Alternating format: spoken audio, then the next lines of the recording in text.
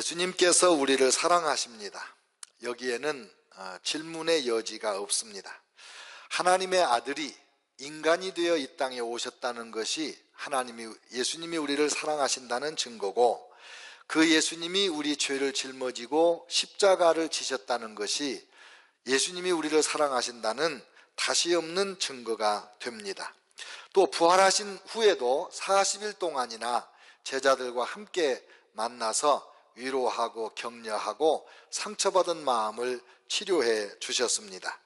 그런데 그 예수님이 제자들을 두고 세상에서 떠나가십니다. 부활하신 지 40일 만에 하늘나라로 올라가시는데, 목숨 걸고 사랑하신 제자들을 두고 어떻게 떠날 수가 있었을까?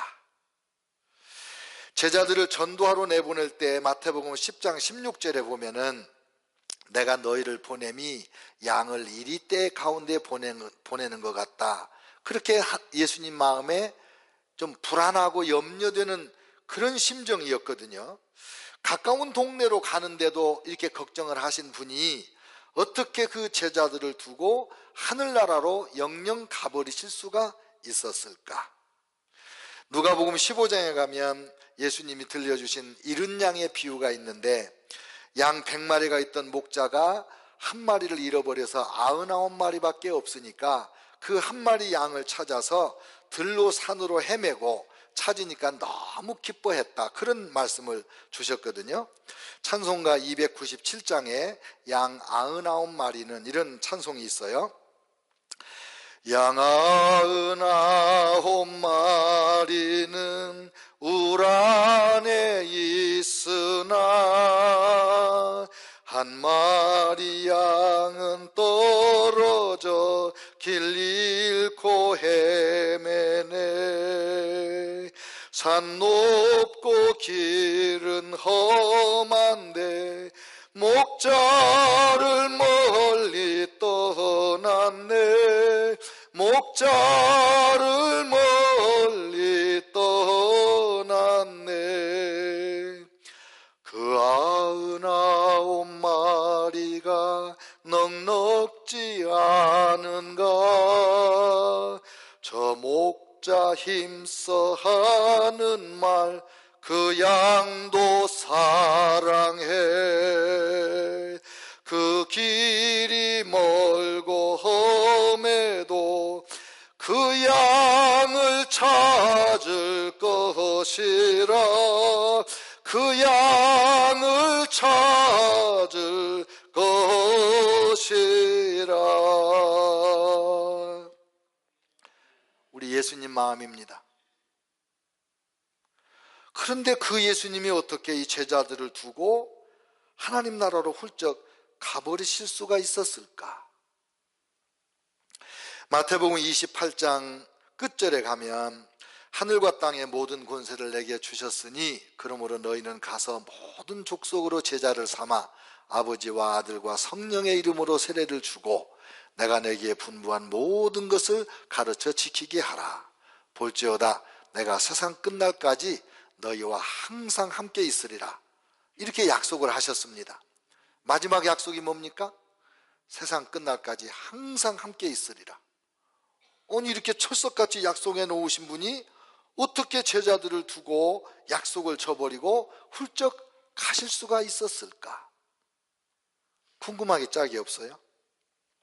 요한복음 16장 2절에서 예수님이 심각한 경고의 말씀을 하셨는데, 사람들이 너희를 출교할 뿐만 아니라 때가 이르면 무릇 너희를 죽이는 자가 생각하기를 이것이 하나님을 섬기는 일이라 하리라.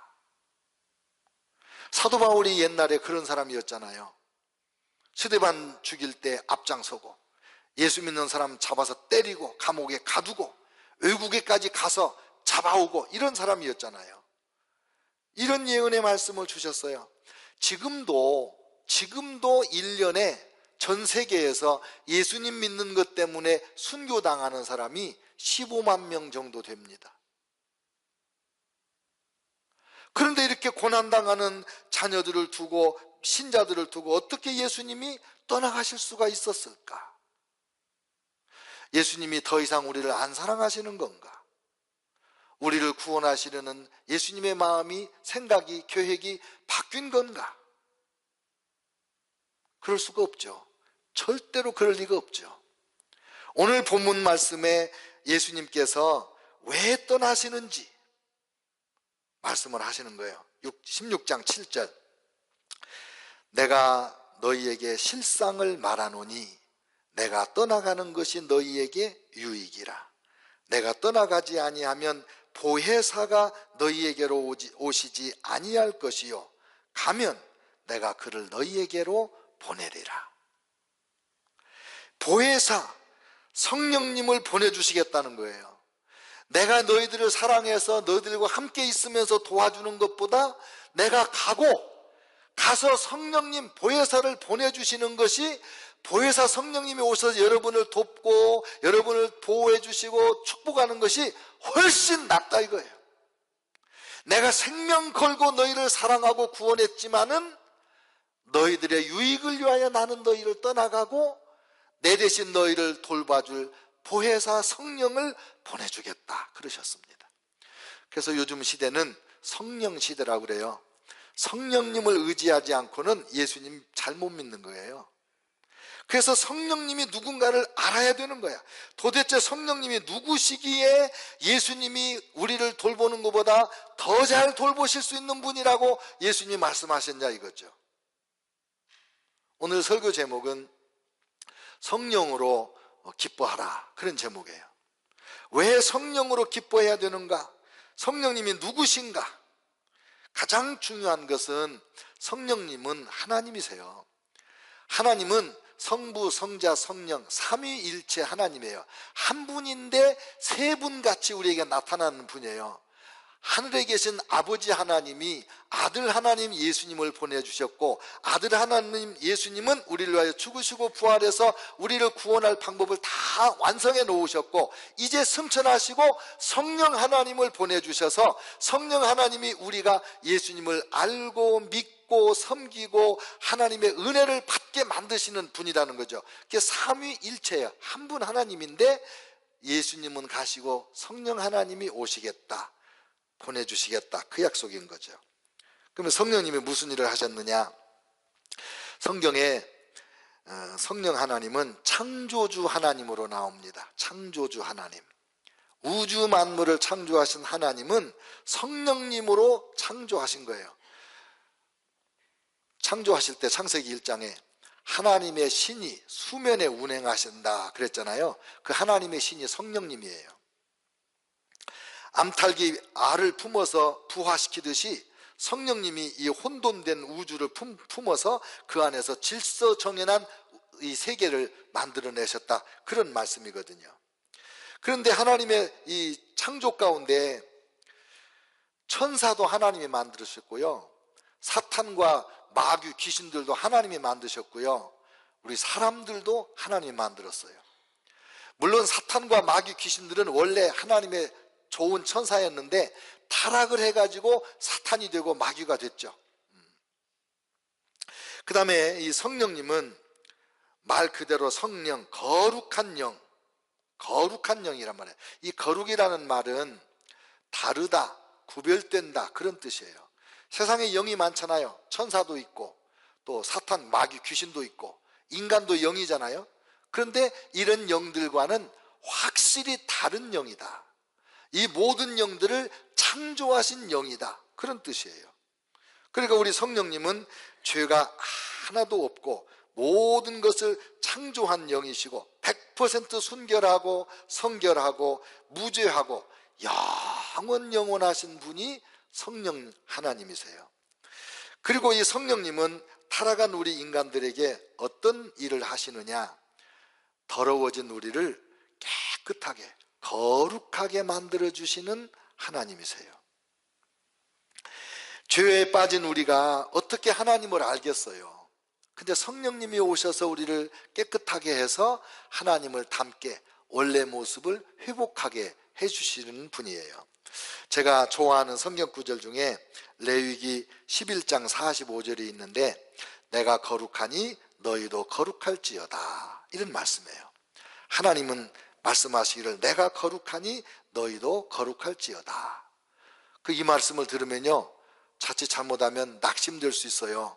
하나님 거룩하신 건 알겠는데 그 하나님처럼 내가 어떻게 스스로 거룩해질 수가 있을까?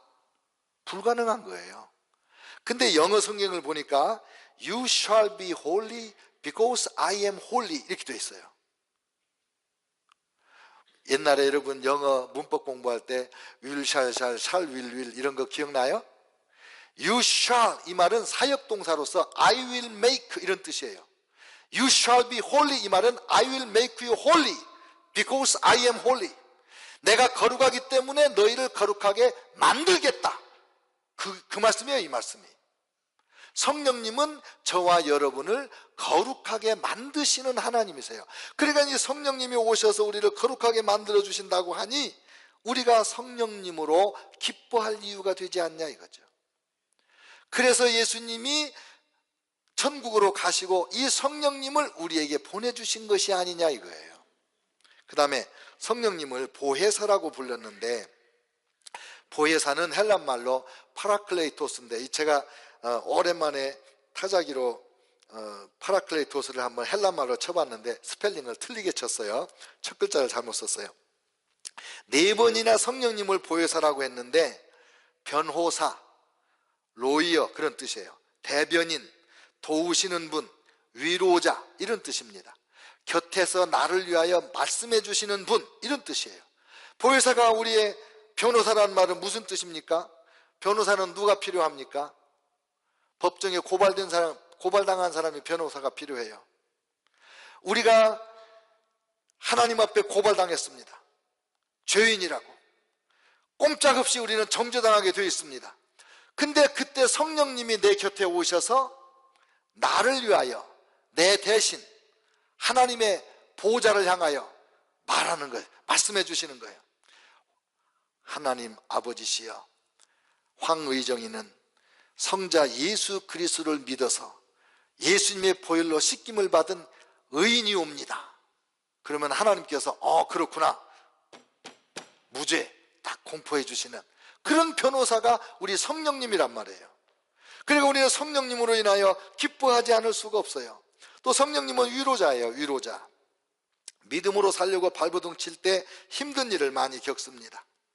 주님을 섬기다 보면 억울한 소리, 애맨 소리 들을 때가 많습니다. 안 한 소리 했다고 하고 한 소리도 안 했다고 그러고 그런 일이 얼마나 많은지 모릅니다. 슬프고 낙심되고 포기하고 싶을 때가 많습니다. 그런데 참고 인내하다 보면 성령님께서 내가 다 안다, 내가 너를 사랑한다, 내가 너를 축복한다, 네가 인내하여 선한 역사가 이루어지고 있다, 너로 말미암아 많은 사람들이 복을 받고 있다, 이 성령님의 위로가 있어서 고난당하다가 포기하고 싶었다가도 또 하고 그래서 예수님의 사람으로 살아가게 되는 거거든요. 성령님, 그래서 우리는 성령으로 기뻐할 수밖에 없는 거고, 그래서 예수님은 이 성령님 보내주시려고 자기는 천국으로 가고 우리에게 성령님과 함께 살게 해주신 거죠. 또 보혜사 성령님은 돕는 자라고 그랬어요. 성령님의 도우심이 절대적으로 필요한 것이 우리 인생살이입니다. 이사야 11장 2절에 보니까 성령님은 지혜의 영, 총명의 영, 모략의 영이라 그랬어요. 어리석은 우리에게 지혜를 공급해 주시는 하나님, 미련한 우리에게 총명을 주시는 하나님, 어찌해야 될지 전략이 없는 우리에게 하나님의 모략, 하나님의 전략을 주셔서 삶의 어려운 궁지에 몰렸을 때 돌파구를 열고 나가게 해주시는 그런 하나님이 바로 성령 하나님이거든요. 그래서 성령님의 도우심을 받아야 돼요. 제가 이제 고등학교 때 거듭난 다음에 성경을 읽다가 깨닫고 그때부터 드리는 기도가 있는데, 야고보서 1장 5절 너희 중에 누구든지 지혜가 부족하거든 후히 주시고 꾸짖지 아니하시는 하나님께 구하라, 그리하면 주시리라. 이 말씀 붙잡고 제가 하나님 지혜를 주옵소서, 지혜를 주옵소서 얼마나 많이 기도했는지 몰라요. 그러다가 어느 날 잠언을 읽어보니까 하나님의 지혜를 얻는 것은 잠언이 최고라고 써 있더라고요. 그래서 잠언을 매일 한 장씩 읽어가지고 한 달에 한 번씩을 읽는 것을 얼마나 여러 번 했는지 몰라요. 작년에도 한 넉 달, 5달을 시편과 잠언을 한 달에 한 번씩 읽었어요. 지혜를 얻으려고. 만약에 제가 하나님의 지혜를 얻지 못했다면, 하나님의 성령으로 이 지혜의 도움을 받지 못했다면 어떻게 제가 목회를 할 수가 있었겠습니까? 어떻게 성도들을 상담을 할 수가 있고, 어떻게 매주마다 설교를 말씀을 전하고 이렇게 할 수가 있겠습니까? 오직 성령의 도우심, 그거밖에는 다른 해답이 없는 거죠. 돌아가신 저희 아버님이 어느 날 저보고, 의정아, 내가 너를 위하여 기도한다 그러세요. 그러세요 아버지, 뭐 기도해 주세요? 그랬더니, 야, 내가 성경을 보니까 지식의 말씀의 은사와 지혜의 말씀의 은사란 말씀이 나오더라. 목사가 되려면 지혜가 있어야 되고 지식이 있어야 돼서 내가 너를 위하여 그걸 기도한다, 이러시더라고요. 근데 지금 생각해 보니까 아버님이 저를 위하여 기도를 많이 하셨겠지만 뭘 기도해 주시는지 기억나는 건 딱 그거 한 가지예요. 지혜와 지식을 위해서 기도해 주셨는데, 그 아버님 기도의 응답으로 제가 오늘까지 이렇게 하나님의 종으로 살고 있네요. 우리 중고등부 학생들이 공부를 되게 잘해요. 그래가지고 뭐 UC 버클리도 뭐 많이 가고 좋은 대학에 많이 가요. 그래서 제가 심지어는 그런 생각도 해요. 이놈들이 너무 잘해가지고 멀리 가지 말고 UCLA나 칼텍이나 이렇게 가까운 데 가야 교회에서 계속 봉사하고 이럴 텐데, 그런 생각을 했다니까요. 근데 우리 학생들이 왜 공부를 잘하냐? 부모님이 없이 자녀들만 나오는 학생들도 많아요, 우리 중고등부에. 근데 우리 중고등부가 성령 충만해요. 성령 세례, 불 세례 받은 학생들이 많고 기도를 잘해요. 그러니까 하나님의 지혜를, 하나님의 지식의 도움을 받아서 공부를 잘하는 거죠. 그래서 우리는 성령님이 우리를 도우셔야 가정생활, 직장생활, 사회생활, 신앙생활 다 승리할 수 있는 거예요. 그래서 성령님이 도와주시니 우리가 성령님으로 기뻐하지 않을 수가 있는가? 그 다음에 성령님은 죄에 대하여 책망하시는 영이십니다. 죄에 대하여 책망하시는 영. 성령님은 거룩하시기 때문에 죄를 딱 싫어하십니다. 죄를 얼마나 싫어하는지 모릅니다. 여러분, 이렇게 사람들하고 대화할 때 남의 흉보는 소리를 들으면 마음이 불편하죠? 성령님이 싫어하는 거예요. 화를 내고 나면 되게 비참해지고 아주 자기 자신이 밉고 막 이러죠. 성령님이 낙심하신 거예요. 뭔 말을 하다가 과장을 했잖아요. 그러면 과장한 말에 대해서 찔림을 받아요. 성령님이 그 과장을 거짓말로 싫어하시는 거예요. 책망하시는 거예요, 우리한테.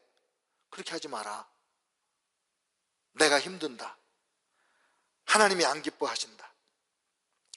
죄인들에게 성령님께서 죄를 깨우쳐 주세요.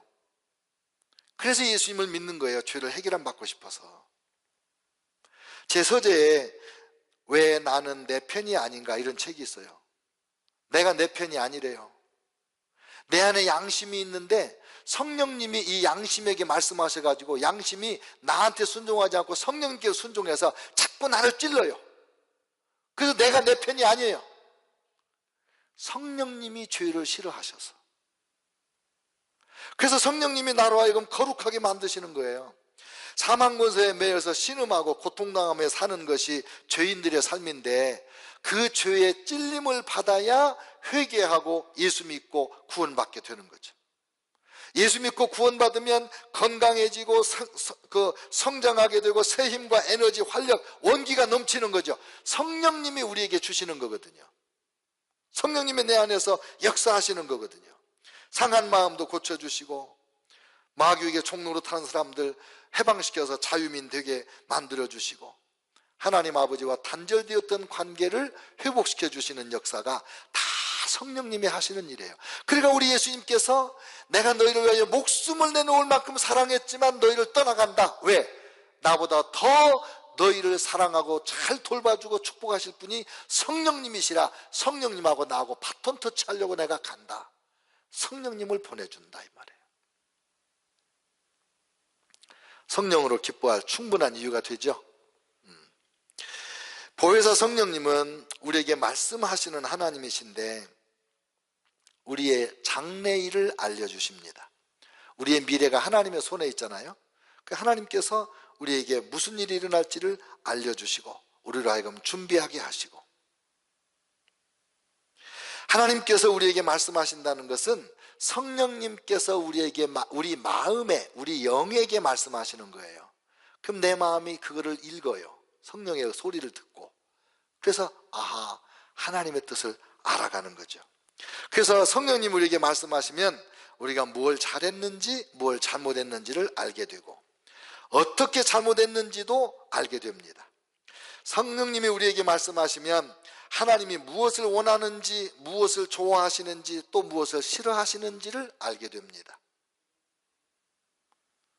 성령 받으면, 성령이 우리에게 말씀하시기 시작하시면 우리의 가치관이 하나님의 가치관으로 샥 바뀌어가는 역사가 그래서 일어나는 거예요.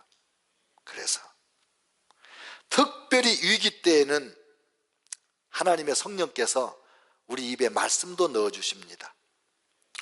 제가 신학교 다닐 때 이제 교수님이 그런 얘기를 하시더라고요. 목회를 잘 하시는 선배님이신데, 이 집에 가서 축복하고 3대 독자가 아들을 낳았어요. 그 다음 신방집은 3대 독자가 죽은 집이야. 이 집에 갈 때는 할 얘기가 많은데 이 집에는 뭔 얘기를 할 줄을 모르는 거야. 근데 그때 안 가면 안 되잖아요. 거기를 가면서 기도를 하는 거예요. 하나님, 저는 3대 독자를 잃은 이 집에 가서 뭐라고 할 말이 없습니다. 하나님의 말씀하시옵소서. 그리고 간절한 마음으로 성령님의 음성을 들으려고 귀를 쫑긋 세우고 그 집에 가서 앉아서 찬송을 부르고 기도를 하는 중에 성령님께서 말씀을 딱 떠오르게 하시는 거예요. 그래서 그 말씀을 나누면서 나도 은혜를 받고 그 아픔, 슬픔, 비극을 겪은 그 성도도 은혜를 받고, 그리고 나오면서 하나님 감사합니다, 하나님이 말씀하셨습니다, 이런 체험이 얼마나 많은지 몰라요. 여러분, 나 그 사람하고 나 못 만나, 할 말이 없어, 뭐라고 말할 줄 몰라, 그래서 그냥 피하는 경우 많죠. 피할 이유가 없어요. 성령님, 내 안에 계신 성령님 뭐라고 말씀할지 주님이 말씀해 주세요.